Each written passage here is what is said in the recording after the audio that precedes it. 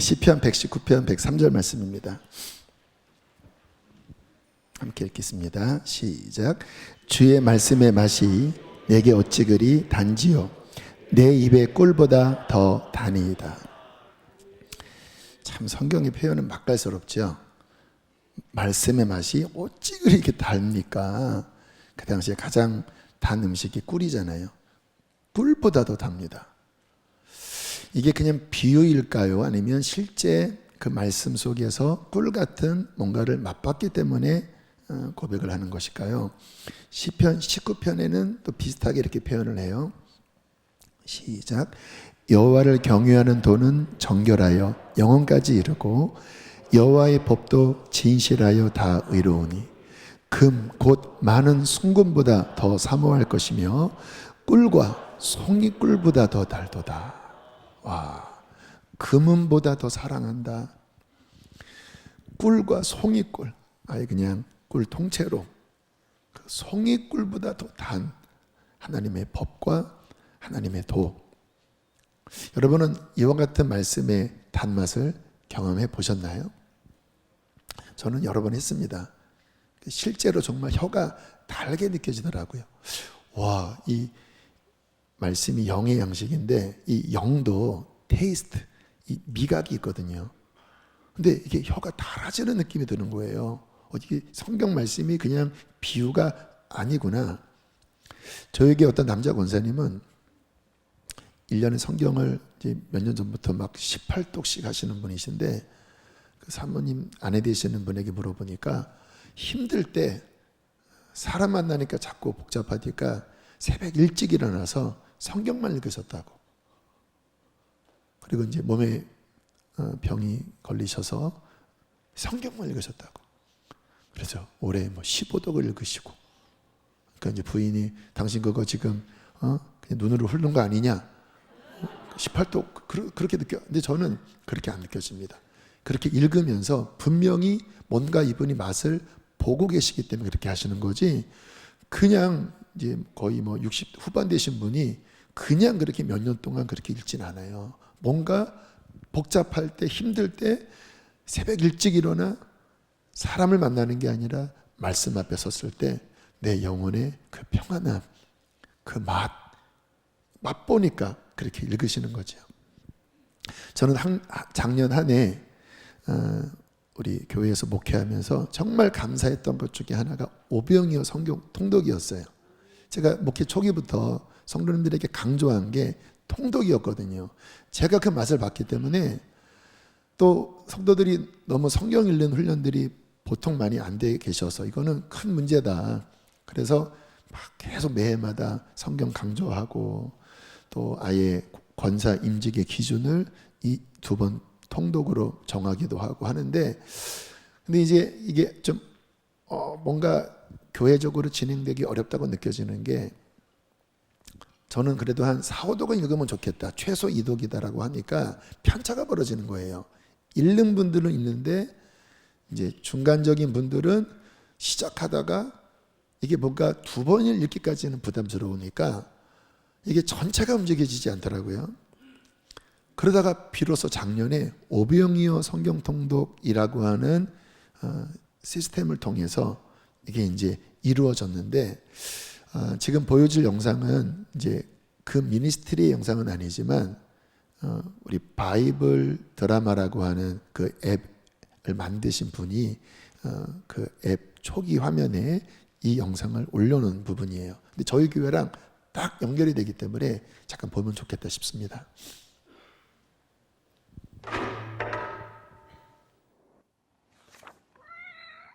성경을 읽다가 이런 구절을 발견했어요.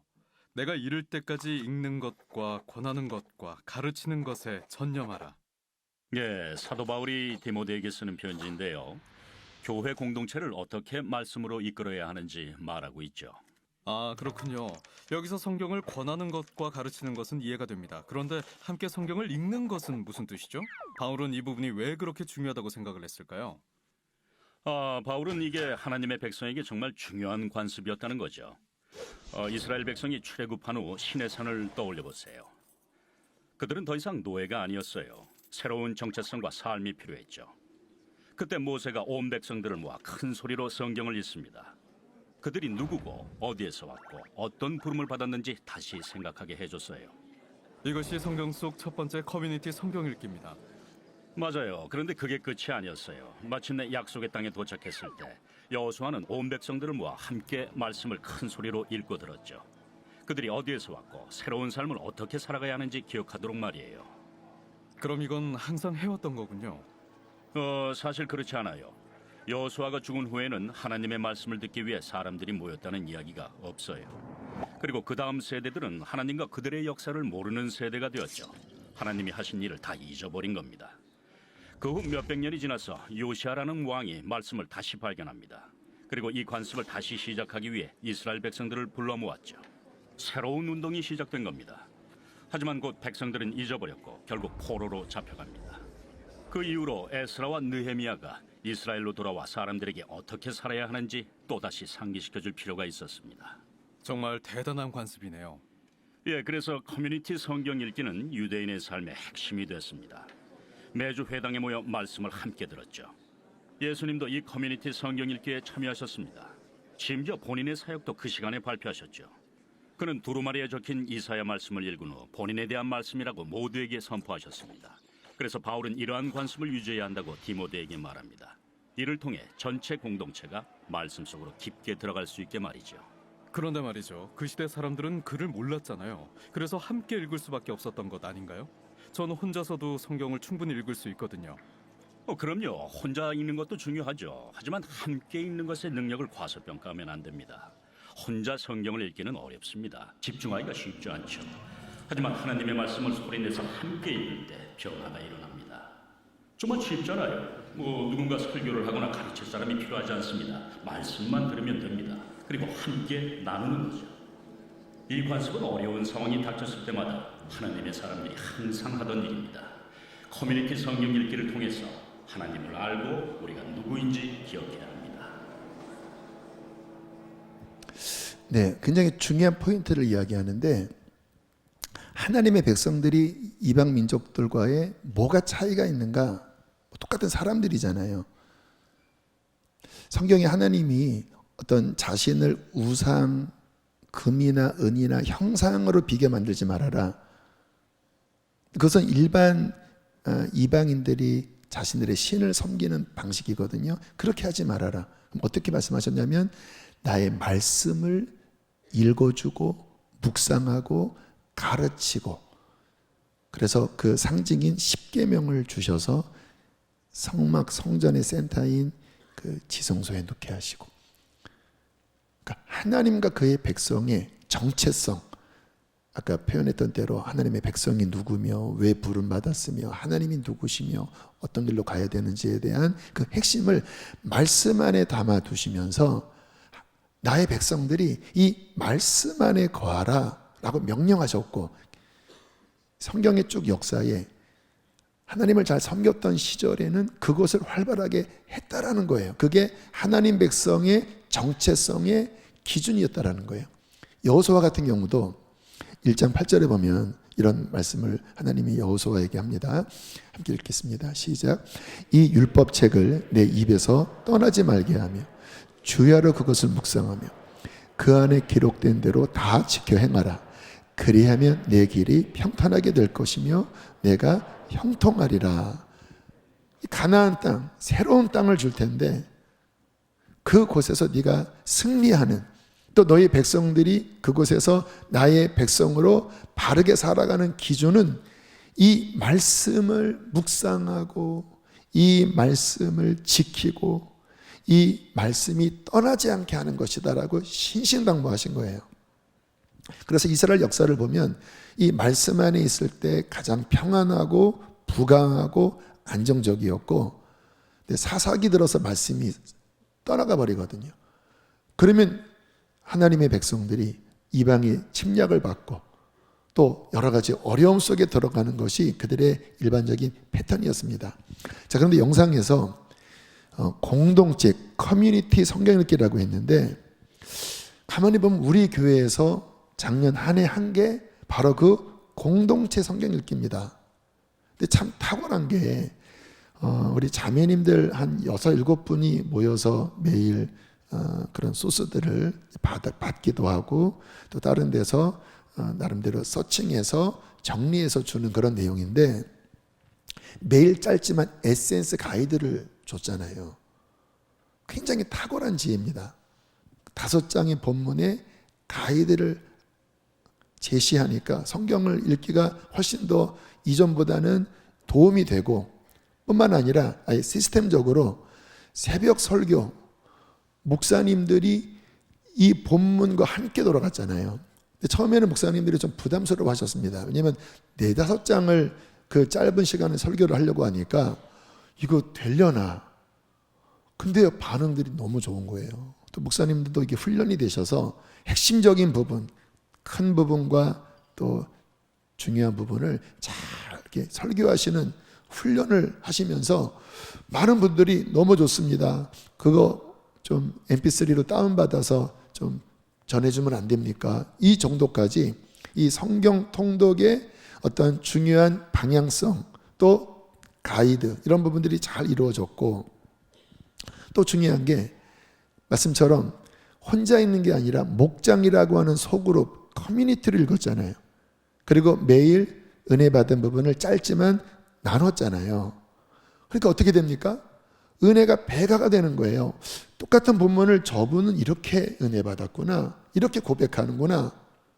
그리고 함께 가면 이게 도전을 받잖아요. 아마 개인이 읽도록 그렇게 에센스를 주고 했다면 아마 제가 보기에는 지금 한 30%밖에 안 남았을 것 같아요. 근데 함께 읽으니까 지금 매주마다 이렇게 보고를 받으면 76%, 77%? 안 떨어지는 거예요. 매주마다 보고하는데 목장 지금 통독 진도율이 77%입니다. 1%가 안 떨어지고 그래서 제가 이거 가라 아니야 이거? 왜냐하면 보통 그렇게 안 되거든요. 근데 실제라는 거예요. 제가 그 담당하시는 우리 목회자님의 제가 신실성을 믿으니까 가라는 아닌 것 같아요. 와, 진짜 공동체를 읽으니까 이게 함께 지금 이제 물론 1월 달까지 통독을 하기 때문에 이제 거의 후반부잖아요. 1년을 왔구나. 그 안에서 오늘 간증 들은 것처럼 많은 분들이 회복되고 얼마 전에 어떤 훈련 시간에 잠깐 들어갔더니 그 자매님이 그러시더라고. 우리 교회 온 지 얼마 안 됐는데 본인의 삶의 패턴이 힘든 일이 오면 우울증에 빠져서 한동안 헤매셨다라는 거예요. 우리 교회 와서 이 오병이어 통독을 하면서 그 우울함에 빠질 그 시간에 말씀을 읽으면서 마음이 지켜졌다고. 얼마나 감사한지. 여러분, 이것은 하나님이 우리에게 주신 큰 선물이고 복이라고 믿습니다. 시편 119편 92절에 이 말씀의 실제적인 은혜에 대해서 이렇게 말씀을 하고 있는데요. 함께 읽어보실까요? 시작. 주님의 법을 내 기쁨으로 삼지 아니하였다면 나는 고난을 이기지 못하고 망하고 말았을 것입니다. 세 번역으로 했어요. 말씀이 아니었다면, 그러니까 이 성경 통독이 하나의 교회 프로그램이 아니라 실제 여러분 마음이 힘들 때 그 마음을 붙잡을 어떠한 생각이 있느냐 없느냐 좀 확장하면 어떤 멘토나 어떤 상담가가 힘내 죽지 마 그 말 하나 있으면 죽지 않는 거고 소망을 갖는 거고 절망에 빠지는 사람들은요 그 말이 없는 거예요. 그 말을 해줄 상담가가 없는 거예요. 멘토가 없는 거예요. 너무 중요하더라고요. 환경 때문에 망하진 않더라고요. 근데 마음에 붙잡을 뭔가가 없으면 망해요. 그런데요 하나님의 말씀이 우리의 상담가가 되고 우리의 멘토가 되시고 우리의 생각이 막 방황하고 절망의 구렁텅이로 떨어지려고 할 때 매일 말씀을 읽고 함께 나눌 때 그 말씀이 우리를 지켜준다는 거예요. 그래서 시편 기자가 이 기쁨이 없었다면 나는 고난을 이기지 못하고 망했을 것입니다. 시편 119편 50절 함께 읽어보실까요? 시작. 이 말씀은 나의 고난 중에 위로라. 주의 말씀이 나를 살리셨기 때문입니다. 고난 중에 위로인데 이 말씀이 나를 살리셨다고. 생명이라는 거. 제가 경험한 말씀은 단순한 글이 아니에요. 이거는 100%입니다. 좋은 글이 아니에요. 말씀은 곧 하나님이십니다. 요한복음 1장 1절에 이렇게 말씀하시고 계시죠. 시작. 태초에 말씀이 계시니라. 이 말씀이 하나님과 함께 계셨으니 이 말씀은 곧 하나님이시니라. 요한복음 14장 6절 시작. 예수께서 이르시되 내가 곧 진리요. 그러니까 하나님의 존재 양식이 말씀이라는 거예요.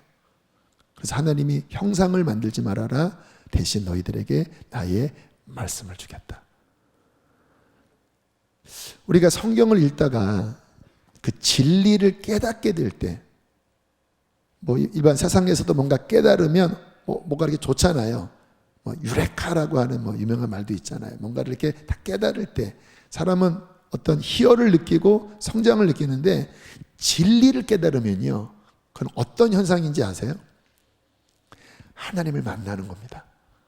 왜냐하면 하나님 존재 양식이 진리시기 때문에, 말씀이시기 때문에. 그래서 예수님이 내가 곧 진리다. 태초에 진리가 있었지. 참된 도가 있었지. 그 참된 도는 창조주이신 하나님과 함께했어. 그런데 그 진리와 도가 바로 하나님과 동격이야. 그 진리가 육신을 입고 이 땅에 온 바로 나 예수란다.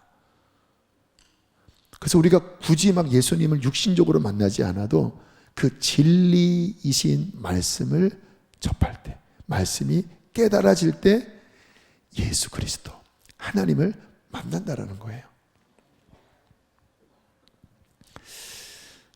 뿐만 아니라 하나님의 말씀은 능력이 있습니다. 왜냐하면 이 천지 만물을 창조하신 그 창조의 원리가 하나님의 말씀이거든요.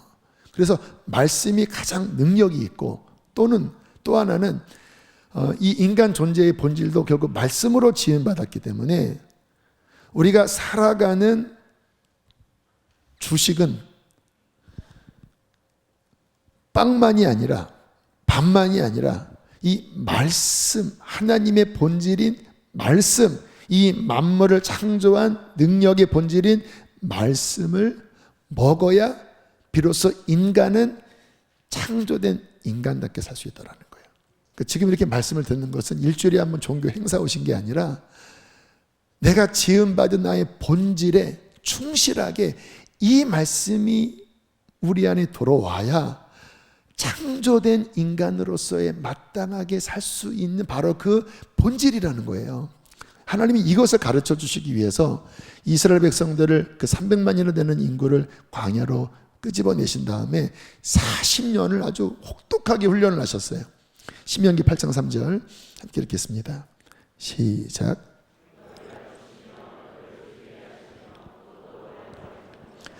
내 조상들도 알지 못하던 만나를 내게 먹이신 것은 사람이 떡으로만 사는 것이 아니요 여호와의 입에서 나오는 모든 말씀으로 사는 줄을 내가 알게 하려 하십니다. 하나님이 일부러 모든 양식, 육적인 양식을 다 끊어버리셨습니다.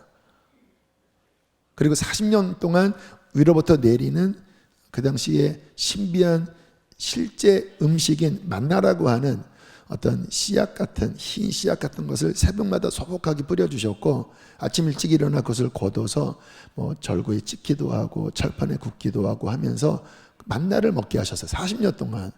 근데 하나님이 지금 이제 그 광야가 다 끝날 즈음에 그 이유를 설명하신 거예요. 이게 무슨 의미인지 아느냐?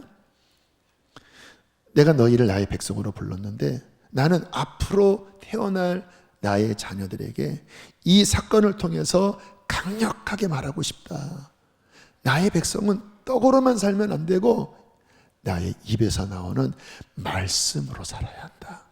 말씀이 영의 주식이란다. 특별히 고난이 올 때 너를 낮추시고 너를 줄이게 하시며, 고난이 오면요 더욱 우리는 이 부분을 기억해야 합니다. 말씀으로 돌아가십시오. 주님이 광야의 고난 중에 말씀을 읽어라, 말씀으로 살아라. 특별히 좀 전에 읽은 말씀에 여호와의 입에서 나오는 모든 말씀이라고 했습니다. 그래서 현재 진행형이에요. 옛날에 쓰여진 그 쾌쾌 묵은 고대 문서를 그냥 경전이니까 읽어라고 하는 뉘앙스가 아니라 막 전엔 찐빵처럼 갓 김이 모락모락 나는 쌀밥처럼 지금 보글보글 끓여서 너무 맛있게 갓 상위에 올려놓은 반찬처럼 지금 하나님의 입에서 나오는 그 말씀이 있어야 산다라는 거예요. 그러니까 성경이 옛날 책이 아니라 성령께서 역사하시면 막 전엔 찐빵, 김이 모락모락 나는 흰밥, 상위에 오른 지금 신선한 그 양식으로 하나님은 우리를 붙잡아 주신다는 거예요. 저는 이 부분을 가리켜 성령 큐티라고 합니다. 하영조 목사님이 그 표현을 쓰셨더라고요. 이게 뭐냐면 성경을 여러 번 읽다 보면 어떤 경험을 하시게 되냐면 처음에는 의무감으로 읽게 돼요. 그래서 별로 눈에 들어오는 게 많지 않습니다. 그냥 머리로만 무슨 내용이구나. 오늘 5장 채워야 되니까 20분 걸리면 그렇게 읽어요. 그러다가 어떠한 부분에 갑자기 말씀이 꿈틀꿈틀 움직이면서 눈에 들어오는 부분이 있습니다. 제가 그저께인가 읽었던 말씀은 시편 139편인데요. 어저께군요. 잠깐 말씀 보여주실까요? 거기서도 주의 손이 나를 인도하시며 주의 오른손이 나를 붙드시리이다. 이 말씀이 갑자기 꿈틀꿈틀 움직이는 거예요. 토요일이니까 이제 수목금 PT 집회 하나님이 귀한 은혜를 주셨는데 주님이 뭐라고 저에게 말씀하시는 것 같았냐면 주님의 손은 주님의 권능을 의미하거든요. 그러니까 수목금 나의 손이 너와 함께하여 너를 인도했어. 나의 오른손이 너를 지금 붙들고 있어. 이런 깨달음이 그 말씀을 읽는데 저는 3일에 있었던 그 마지막 BT 집회에 주님이 함께 하셨던 순간들이 떠오르는데 갑자기 마음이 평안해지더라고요. 주님이 함께하고 계시는구나. 왜 주님이 그런 마음을 주실까요? 뭔가 제 안에 좀 불안한 마음도 있기 때문에 말씀을 읽다가 평상시에는 그냥 지나갈 말씀이거든요. 근데 하나님은 살아계신 분이시잖아요.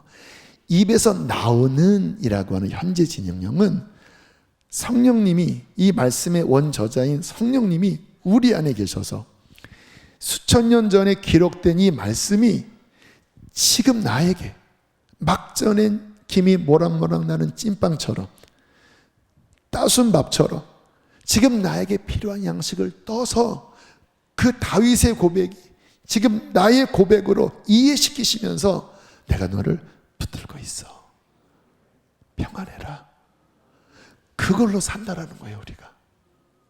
그게 있는 자의 인생과 그것이 없이 그냥 내 힘으로, 내 통밥으로, 나의 가진 어떤 것으로 막 힘주며 사는 인생은 하늘과 땅 차이예요. 왜 하늘과 땅 차이냐면 그렇게 말씀하신 분이 주권자시잖아요. 그러면 그분이 말씀하시는 것은 그냥 힘이 없는데 힘내가 아니라 그 모든 권위와 능력을 가지고 힘내라고 말씀하신 거예요. 할렐루야. 그게 얼마나 그 하나님이, 그 하나님의 영이 온 우주의 주권자가 이 말씀 속에 나에게 위로도 해주시고 어떤 방향도 제시해 주시고 그 한마디 한마디는 내가 비록 저 지구의 땅 한 모퉁이에 먼지만도 못한 작은 한 피조물로 있지만 그 천지창조를 하신 그 하나님의 말씀 앞에 그 살아 움직이는 말씀과 교제한다고 하는 것은 그 우주의 중심 안에 그분과 함께 걸어가는 거예요. 그래서 왕이나 어떤 권력자와 비교할 수 없는 엄청난 하나님 안에서의 힘과 권위와 생명력인 것이죠. 하나님께서 만물을 말씀으로 창조하셨을 뿐만 아니라 히브리서 1장 3절에 보니까 이렇게 말씀을 하십니다. 시작.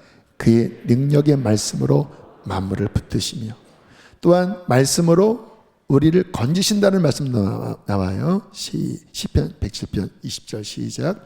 그가 그의 말씀을 보내어 그들을 고치시고 위험한 지경에서 건지시는도다. 주님이 우리 가운데 역사하는 그분의 방식은 말씀이라는 거예요. 그래서 예수님도 말씀으로 고치셨고 성경의 어떠한 변화는 주님의 위로부터 그렇게 되라 라고 말씀하시는 순간 그 말씀으로 이 땅이 움직이다라는 거예요. 뿐만 아니라 이 말씀은 인생의 길이 되지요. 시편 119편 105절 시작. 주의 말씀은 내 발의 등이요 내 길의 빛이니이다. 그 어마어마한 이 하나님의 말씀, 이제 2023년이 시작되었을 때 어떤 말씀을 전해야 되나. 근데 주님께서 말씀을 다시 한번 집중하라는 마음을 주시는 거예요. 어떤 분들은 아마 그런 구체적인 생각은 안 하지만 이 속에 이제 스물스물 올라오는 생각이 하나 있을 겁니다. 뭐냐? 한 번 다 읽었는데 또 읽으라고? 여러분 보통 책은 한 번밖에 안 읽지 않아요? 지금 목사님이 지금 또 읽자고 하시는 거예요. 이런 뭔가 속에서 한 번이면 됐지 이런 반발이 올라오는 분도 계실 거예요. 제가 정확하게 말씀해 드립니다. 지난해는 간만 본 겁니다. 여기 여성들 음식할 때 이렇게 벌벌할 때 이렇게 짜네? 물 붓고 그 간 아시죠? 간. 어떤 분이 그 간 한번 먹고 다 먹었다.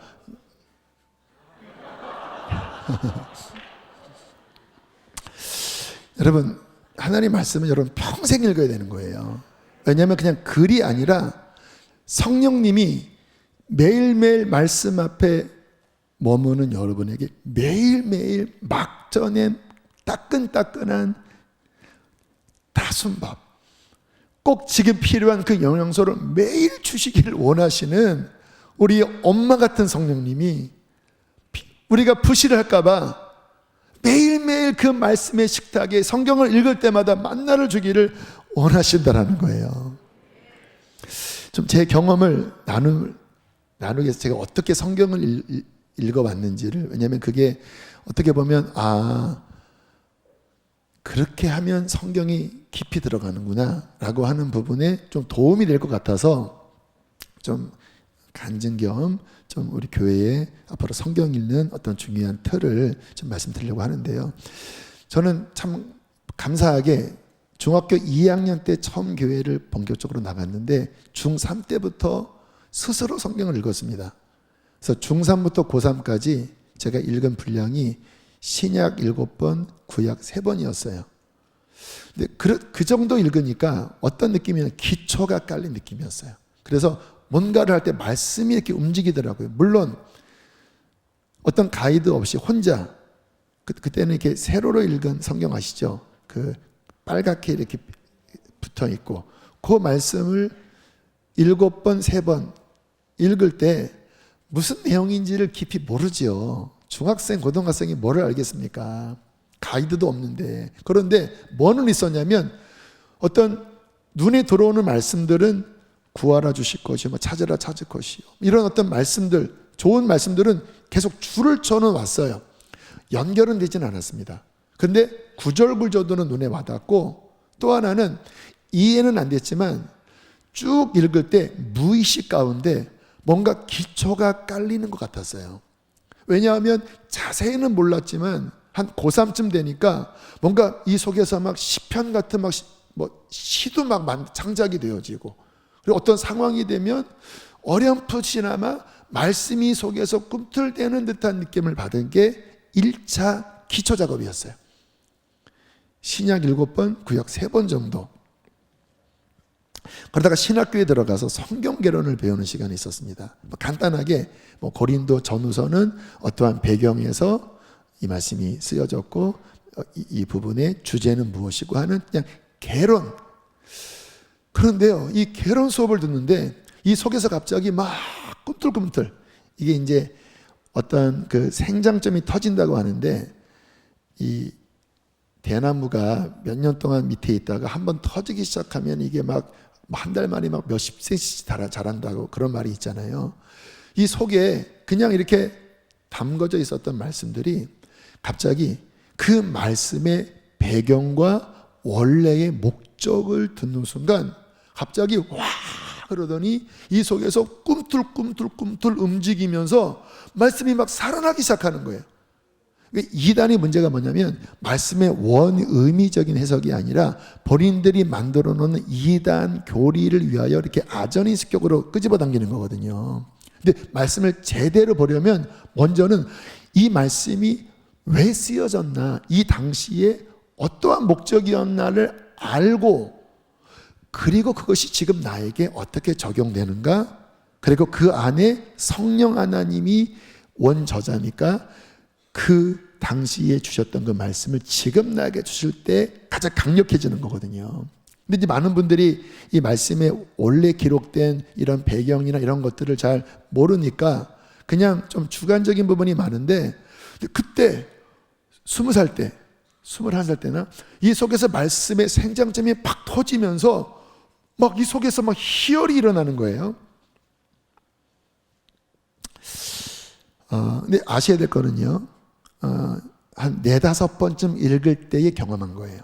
그러니까 요즘은 인터넷만 들어가면 제가 그때 배웠던 것보다 더 자세히 배울 수 있는 여러 가르침들이 너무 많아요. 근데 조심하셔야 될 게 뭐냐면, 저는 먼저 보통 이게 프라이머리 소스라고 하거든요. 원서를 충분히 접한 다음에 그 다음에 배경이든 뭐든을 들었을 때 움직였다라는 거예요. 근데 요즘은 성경책은 별로 읽지 않고 자꾸 좀 편리하게 그런 강의들만 들으니까, 그러면 그 강의들 안에는 그분의 시각이 들어있거든요. 물론 필요도 하지요. 근데 언제까지 그렇게 하실 겁니까? 내가 이 하나님 말씀 자체에 뭔가 깊이 뿌리 내린 다음에 그 다음에 여러 배경이나 강의를 들으면 분별도 되고 도움도 되거든요. 취사 선택으로. 그래서 제가 올해 지금 이제 새벽에 목사님들의 가이드뿐만 아니라 2가지를 생각하고 있는 게 뭐냐면, 상반기 하반기에 한 7주짜리 그 개론과 같은 그런 좀 클래스를 좀 열어야 되겠다 하는 것 하나랑, 또 하나는 BT 때 아예 말씀 BT를 한번 해봐야 되겠다. 우리는 뜨겁게 찬양하고 기도도 하는데 뭐 한 날 정도는 그 달에 이사야가 있다면 아예 한 1시간 이사야의 개론, 여기에 핵심 메시지. 이거는요 한 번에 끝나지 않아요. 10년 뒤에 또 하면 또 열려요. 더 깊이 들어가요. 그래서 그 말씀을 볼 수 있는 더 깊이 있는 것들을 열어준다면, 이제 성경을 읽으신 분들이 제가 경험했던 생장점이 터지는 그 성장이 있겠구나. 2번째가 이 성경의 이 어떤 배경과 그 당시의 기록 목적을 배운 거였고요. 3번째는 그러면서 이제 21-22살 때부터 말씀을 깊이 묵상하기 시작했습니다. 저는 그때 성령 키티 훈련을 했어요. 한 구절 한 단락을 가지고 몇 시간을 매달린 거예요. 원저자에게 가서. 그분은 누구십니까? 성령이에요. 성령. 그분이 놀랍게 내 안에 계시잖아요. 셰익스피어의 어떠한 책을 읽을 때 그 원저자가 옆에 있으면 이게 무슨 의미입니까? 그러면 정말 엄청난 건데, 말씀의 원저자이신 성령 하나님이 내 안에 계시잖아요. 그래서 에베소서 1장 17절에 이런 말씀이 나와요. 시작. 영광의 아버지께서 지혜와 계시의 영을 너희에게 주사 하나님을 알게 하시고. 시편 119편 130절 시작. 주의 말씀을 열면 빛이 비치어 우둔한 사람들을 깨닫게 하나이다. 요게 맛이에요. 실은 그냥 이성적인 머리로 신학적으로 성경을 배우면 이 맛이 안 납니다. 저도 그렇게 해봤어요. 머리로 이해하는, 신약의 성경은 헬라어로 주로 쓰여졌거든요. 그러면 사랑이라는 단어가 아가페가 있고, 하나님의 사랑, 필레아가 있고, 에로스가 있고, 그래서 필레아는 뭐 우정이고, 에로스는 남녀간의 사랑이고, 아가페는 하나님의 사랑인데 우리 예수님의 사랑은 아가페입니다. 듣기 좋으시죠? 자, 이것과 성령님 앞에 가서 주님, 하나님이 사랑이라고 말씀하셨는데 그 사랑은 아가페라고 하셨는데, 주님, 저는 이 아가페 사랑이 무엇인지 모르겠습니다. 저는 어릴 때부터 진정한 사랑도 받지 못했고 제 안에는 상처가 많아서 하나님이 사랑이라고 하는 하나님의 아들을 주셨다고 하는 것이 와닿지 않습니다. 귀에 닳도록 들은 예수님의 십자가가 머리로는 이해가 되지만 제 마음에 와닿지 않아요. 주님, 알게 해주십시오. 알게 해주십시오. 그 사랑이 무엇인지, 왜 아들을 주셨는지 알게 해주십시오. 그렇게 막 매달렸거든요. 얼만큼? 5분, 10분, 30분, 1시간 열릴 때까지. 이게 성령 큐티인데, 그러다가 성령께서 이렇게 좀 전에 읽으면 지혜와 계시의 스피릿, 그러니까 성령님이 조명을 해주시는 거예요. 그러니까 하나님의 인식, 그 시각을 이 안에 부어주시는 거예요. 그러면 그때는 머리로만 이해되는 게 아니라 이 마음 가운데, 더 정확하게 표현하면 영 가운데 진리가 계시되어집니다. 시편 기자는 주의 말씀을 열면 빛이 비추어 우둔한 사람들이 깨달아지더라고요. 이 성령이 깨달아지면 갑자기 이 아가페가 설명령이 아니라 그 하나님의 사랑의 실체가 밀려오는 거예요. 눈물이 나기 시작합니다. 나 같은 자를 위하여 저 높고 높은 별을 넘어 이 낮고 낮은 땅 위에 죄바반 영혼 구하려 이 큰 사랑을 베푸사 우리의 죄를 사했으니 오 하나님의 사랑, 그 아들을 어떻게 주시는지, 이게 그 하나님의 마음, 하나님의 그 깊은 것들이 막 부어지면 이게 이 심장에서부터 이 진리가 깨달아지면서, 정확하게 표현하면 그 진리이신 하나님의 본체가 만나지면서 우리의 심령이 변화되어지기 시작합니다. 물론 이러한 것들이 충분하지 않아도 이미 읽는 것만으로도 우리 영은 마치 콩나물 시루에 물을 주면 자라나듯이 그 자체로도 실 은혜를 받고 있는 건데, 근데 깊은 맛을 아는 거는요, 이 성령 큐트로 들어가면 그 성령님과 함께 깊이 묵상하고 들어가면 요한 1서에 나오는 것처럼 그 기름 부으심이 그 하나님의 진리를 깨닫게 하실 때, 그때 우리의 심령이 성장하는 진정한 영적 양식이 된다는 거예요. 베드로는 베드로전서 2장 2절에 이것을 이렇게 표현을 했습니다. 함께 읽으실까요? 시작. 갓난아기들 같이 순전하고 신령한 젖을 사모하라. 이는 그로 말미암아 너희로 구원에 이르도록 자라게 하려 함이라. 이 신령한 젖, 성령께서 열어주시는 하나님의 입에서 지금 나오는 살아있는 말씀, 지혜와 계시의 영으로 깨닫게 하는 그 진리의 본체, 이게 우리 안에 비춰질 때 우리의 심령이 꼴깍꼴깍꼴깍 그 젖을 먹으면서 비로소 우리의 영이 성장한다는 거예요. 2023년 그렇게 되기를 축복합니다. 그 간만 보신 거예요. 그냥 읽었네. 그게 아니라 아마 푹 퍼먹어 보시는 거예요. 나에게 필요한 영양소 또 뜯어서 쫙 드셔보시는 거예요. 그때 와 맛있다. 그렇게 이제 묵상을 하면서 저는 주로 이제 통으로 읽었어요. 에베소서는 그냥 한 번에, 이사야서도 한 두세 번에, 그래야 좀 깊이 들어가고 말씀 자체가 보이니까. 그렇게 이제 성경을 1년에 한 4번, 5번 읽다가, 많이 읽을 때는 10번도 읽다가, 이제 막 재밌으니까 이제 쭉 깊이 이제 묵상과 더불어 전체를 막 파고 들어갔을 때가 20대 이제 중후반부터 한 30대에 막 파고 들어갔는데, 어떤 일이 벌어졌냐면 말씀과 말씀이 연결되기 시작하는 거예요. 그 전에는 이 한 단락이 막 깊이 깨달아져서 막 희열을 느끼고 막 그 능력 안에 사로잡히고 하는 형태였다면, 계속 다독에 깊이 들어가는데 갑자기 창세기가 계시록과 연결되는데요.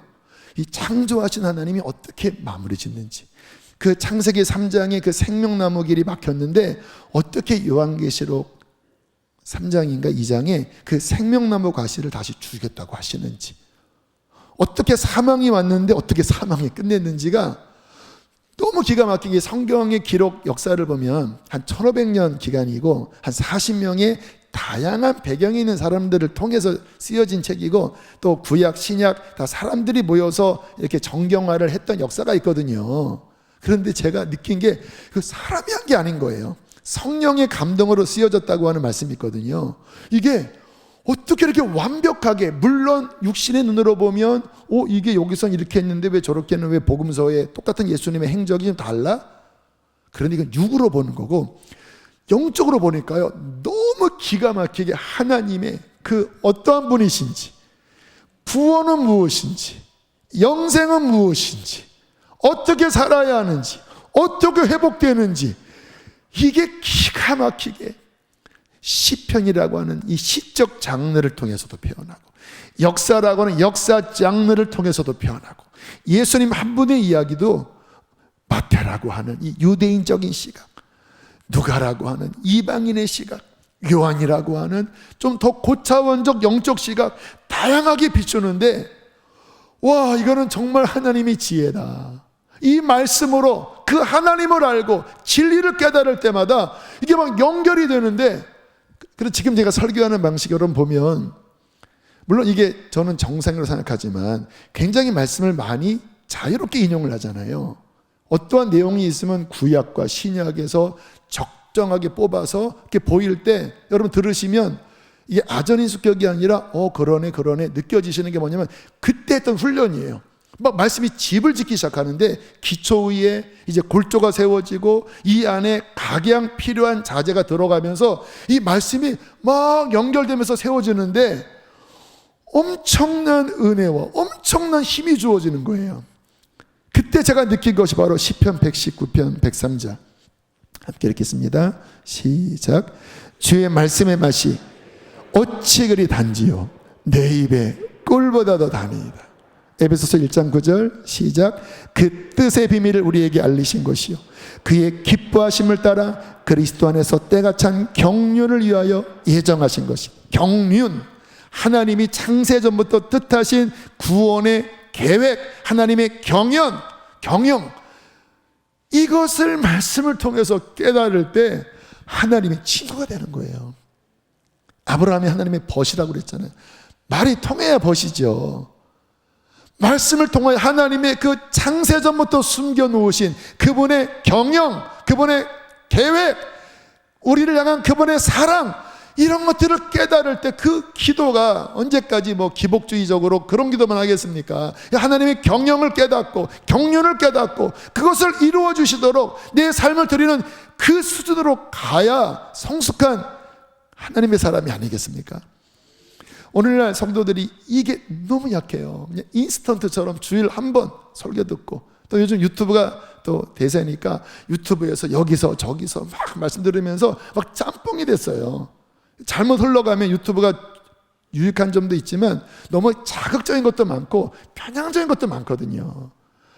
원소스인 하나님의 말씀 자체에서 길어내고 그 속에서 하나님이 내게 주신 말씀, 그리고 이 공동체 교회에게도 담임 목사를 통해 주시는 방향, 이게 잘 어우러져야 건강하게 또 한 몸 안에서 무럭무럭 자라나면서 말씀의 종들이 일어날 때 목장이 건강해지고 다음 세대가 일어나서 말씀 안에 건강하게 일어날 때 하나님이 주시는 그 일을 감당하지 않겠습니까? 그게 하나님이 원하시는 그림이에요. 그래서 2023년도 하나님 진짜 말씀의 맛을 저도 그렇게 보길 원합니다. 제가 이렇게 간증한 거 들으니까 진짜 간 본 거 맞으시지요? 인정을 안 하시네. 들어가셔야 돼. 물론 난 이미 그렇게 합니다. 존경합니다. 아무튼 제가 말씀드린 거는 함께 가자고 하는 거예요. 그래서 아이들도, 우리 자녀들도 오병이어 같이 했으면 좋겠어요. 그래서 교육국도 잘 좀 적용해서 교육국도 오병이어하고 어른들도 오병이어하고, 그래서 이 말씀이, 또 이 시니어 분들은 이제 정하세요. 내가 요단강 건널 때까지 100번을 읽으리라, 이런 기준을 정하시고, 또 우리 엄마 아빠들, 젊은 엄마 아빠들, 우리 교회는 40, 50대가 많으신데 말씀 읽는 그런 모습을 아이들에게 보여주면서 말씀이 공동체 안에 막 움직이고, 서로 대화가, 오늘 이사야 속에서 이 말씀 깨달았는데 내가 이 말씀으로 승리했어요. 막 말씀이 서로 막 오고 가고, 그 말씀이 서로 시너지로 막 성장하고, 그 말씀으로 어려움을 이기고, 그 말씀으로 함께 성장하여 하나님의 아름다운 열매를 맺는 수지선언 목자교회 공동체가 되기를 축복합니다. 할렐루야. 함께 감사의 박수 올려드리시겠습니다. 아멘. 말씀의 맛을 보는 2023년 하늘을 나는 새도 우리 찬양하시겠습니다.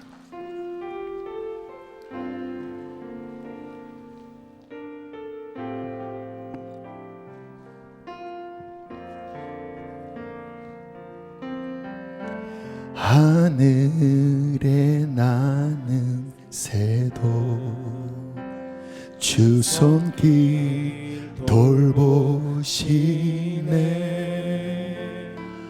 온 땅에 충만한 주 사랑으로 내 마음을 덮으소서. 주 나를 부르셨네. 주의 영광 위에 모든 사람 이끄소서. 주의 영광으로 주 말씀 향하여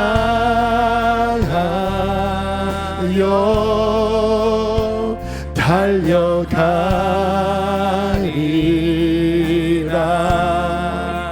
힘도 아닌 능도 아닌 오직 성령으로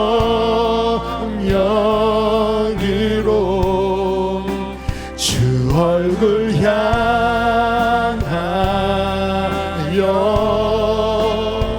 달려가리라. 오 주의 영광 안에 살게 하소서. 달고 오묘한 그 말씀, 달고 오묘한 그 말씀, 생명의 말씀은 귀한 그 말씀 진실로 생명의 말씀이 나의 길과 믿음 밝히 보여 주니. 아름답고 귀한 말씀 생명샘이로다.